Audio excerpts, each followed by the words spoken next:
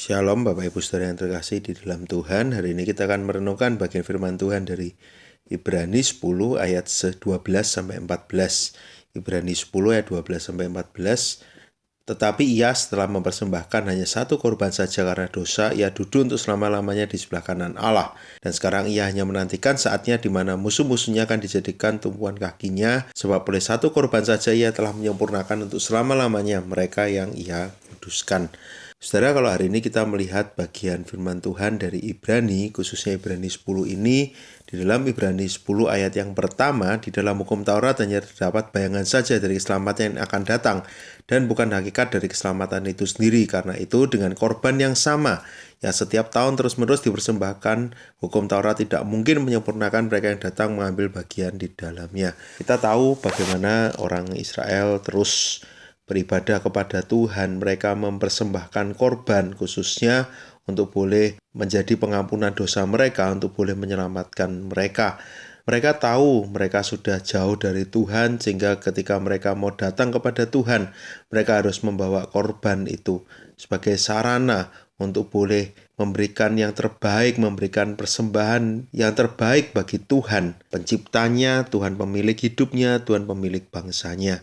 Tapi ketika kita melihat apa yang Kristus lakukan, bukankah hal ini menjadi begitu luar biasa? Dia yang seharusnya menerima persembahan itu, tapi karena kasihnya kepada manusia, maka Allah mengutus Yesus datang ke dunia. Dia menjalani hidup sebagai manusia, dan di akhir hidupnya dia mempersembahkan dirinya sebagai korban. Dia menjadikan dirinya sebagai korban. Dia yang seharusnya datang sebagai manusia, tentu kita tahu dia menjadi imam, menjadi perantara, tapi dia juga menjadi korban. Kenapa hal ini dia lakukan? Supaya keselamatan yang dia berikan kepada manusia menjadi sempurna. Supaya melalui apa yang dia lakukan, yang hanya satu kali, boleh membuat kita menjadi orang-orang yang sekarang boleh bersekutu dekat dengan dia.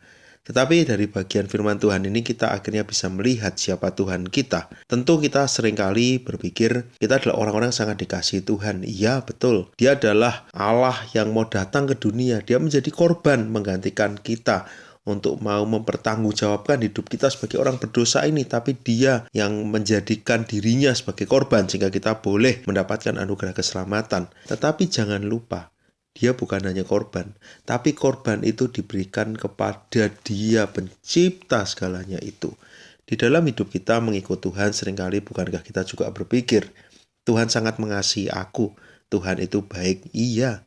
Tetapi Tuhan yang sama juga adalah Tuhan pemilik segalanya, Tuhan yang kudus, Tuhan yang harus kita puji, Tuhan yang harus kita sembah. Segala kemuliaan hanya bagi Dia. Tetapi Tuhan yang sama, Dia pun datang secara pribadi, begitu dekat dengan kita. Melalui bagian firman Tuhan ini, biarlah kita coba belajar. Kalau di bagian ini, dia duduk selama-lamanya di sebelah kanan Allah, sekarang menantikan saatnya, di mana musuhnya akan dijadikan tumpuan. Apakah kita boleh melihat hal ini dengan benar? Kita melihat dan ingat siapa Tuhan kita. Dia adalah Tuhan yang berkuasa. Tuhan yang kepadanya kita boleh bersandar. Yang kepadanya kita boleh menyerahkan seluruh hidup kita. Yang kepadanya pengharapan kita itu jelas. Kita akan bersama dengan Dia di dalam kemuliaan. Karena itu sebagai orang-orang yang sudah dikasih Tuhan, bila kita juga terus menempatkan Tuhan di tempat yang benar, kita mau terus memuji Dia, menyembah Dia, kita mau terus mengandalkan Dia, karena kita kenal siapa Dia. Dia adalah Tuhan yang kepadanya korban itu diberikan. Dia adalah Tuhan yang sangat mengasihi kita. Karena itu biarlah sepanjang hidup kita, kenapa kita harus terus beribadah? Kenapa kita masih harus terus datang ke rumah Tuhan? Padahal Dia sudah menjadi korban itu. Itu adalah ucapan syukur yang kita mau terus naikkan kepada Tuhan. Penyembahan kita yang tidak boleh berhenti. Kita harus selalu ingat siapa Tuhan kita. Tuhan yang berkuasa, tapi juga Tuhan yang sangat mengasihi kita. Karena itu tidak ada lagi ketakutan. Tuhan yang sama, berkuasa di dalam segala aspek hidup kita. Tuhan yang sama, Dia tidak pernah meninggalkan kita. Dia selalu menjaga, Dia selalu melindungi, Dia selalu menolong. Bahkan Dia tahu keadaan kita yang paling sulit. Dampak yang lain ketika kita berdoa, kita pun yakin kita berdoa kepada Tuhan pemilik segalanya. Tapi Tuhan yang sangat mengasihi dan mengenal kita. Karena itu kita mantap. bagian kita terus datang, terus menyembah Dia, bergantung sepenuhnya kepada Dia. Mari kita berdoa. Bapa di surga, kami bersyukur, kami tahu apa yang Kau sudah lakukan di dalam hidup kami. Karena itu Tuhan, biarlah di dalam ucapan syukur kami, seluruh hidup kami mau terus hanya berfokus kepada Tuhan, memuji Engkau, menyembah Engkau. Dan kami mau memberikan hidup kami yang terbaik bagi Tuhan. Karena Engkau sangat mengasihi kami percaya Engkau tidak pernah meninggalkan kami, sehingga kami boleh menjalani hidup kami dengan lebih baik, semua untuk kemuliaan Tuhan.